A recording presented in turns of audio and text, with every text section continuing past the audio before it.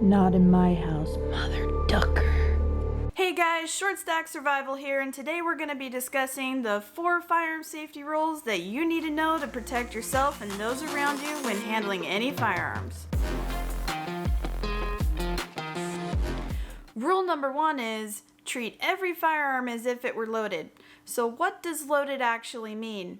Typically that means there's ammunition inside of the firearm. So how do you check to see if a firearm is loaded or not? Well, in the case of a pistol, what you do is eject the magazine, and you don't stop there because there could be a round inside of the chamber. So what you do is you rack the slide back. Now typically that would eject any round that's in the chamber. We visually and physically inspect the chamber to make sure there's no round inside. And now I like to use my pinky and get down in there and touch the chamber just to confirm. Now some ranges will allow you to leave the pistol in this condition with the slide back, the chamber open, and the magazine separate. Some ranges require a chamber safety flag. So with the pistol in this condition, you insert the chamber flag into the chamber and release the slide. Now anyone walking by can tell that there's no magazine inside of the gun, and the chamber safety flag indicates to them that there's no ammunition inside of the chamber. Now if you're interested in getting this particular chamber flag, I'll leave a link in the description below. But really you can even use a weed whacker line if you don't have much money, and that you can insert into the chamber just as easily to indicate that there's no ammunition in the gun. The reason why you want to treat every firearm as if it were loaded is because it could be. You don't know what condition the firearm is in.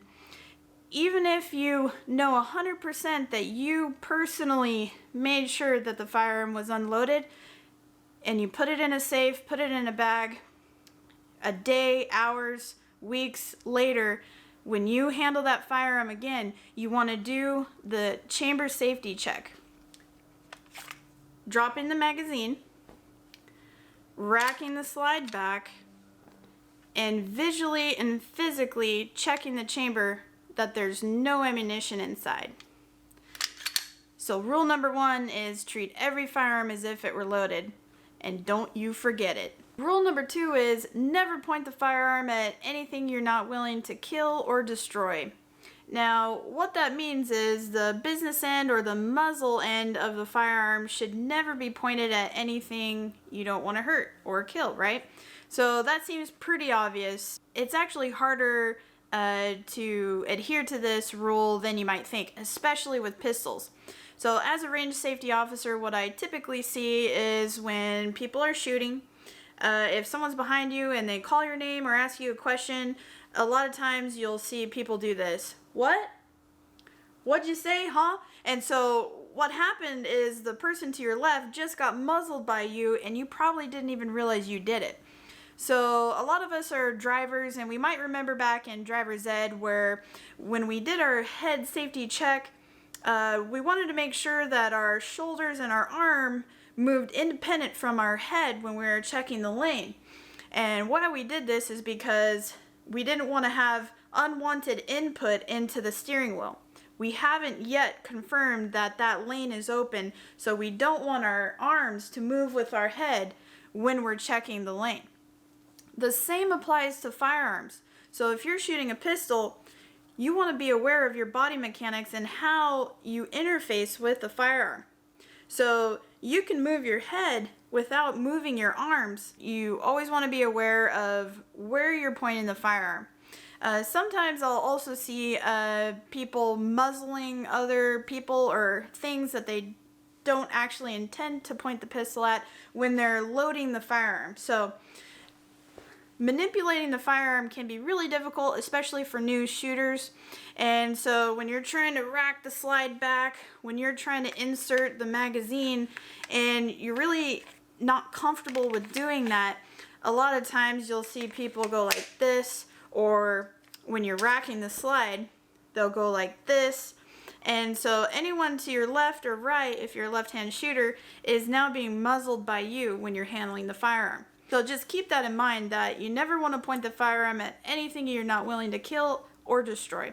If you're enjoying this content and getting value out of it, go ahead and hit that like button and subscribe if you want to see more videos like this. And tell me in the comments below, have you already been to a range? And if so, what were the firearm safety rules that you had to follow?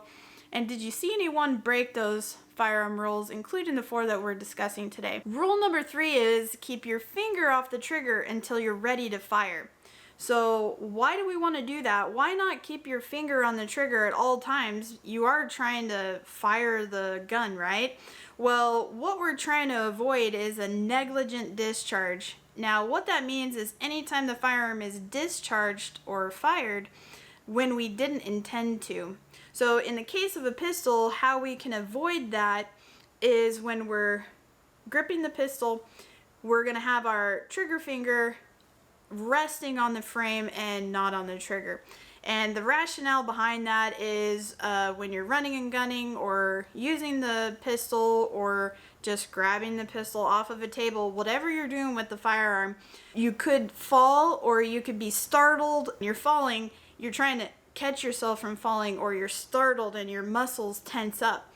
So if your finger's on the trigger, that's not a very good place to be when your muscles are tensing up.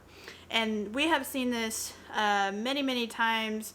You can look up videos of it where people accidentally shoot either themselves or others, in this case because their finger was rested on the trigger when it should have been up on the frame. Now when you're trying to acquire your target, the trigger finger is here. Once you've acquired the target, then you can move that trigger finger down to the trigger and engage. So rule number 3, keep your finger off the trigger until you're ready to fire.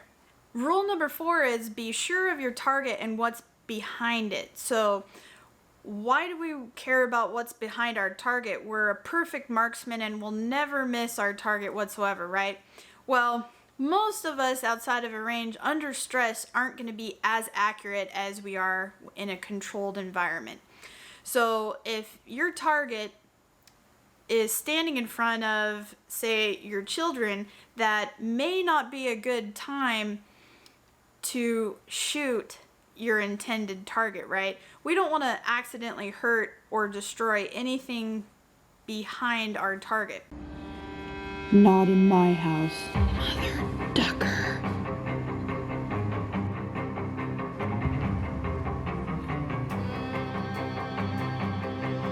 No! You're responsible for where that projectile goes the second it leaves your firearm. It's a huge responsibility, and so you want to make sure what the background of your target is. What I highly recommend is when you're going shooting to have a pair of good binoculars, a monocular, anything that can help you confirm your target and what's beyond it. So why are the 4 gun safety rules so critical to follow? And the answer to that is if any one of those rules are broken, it's a recipe for catastrophe.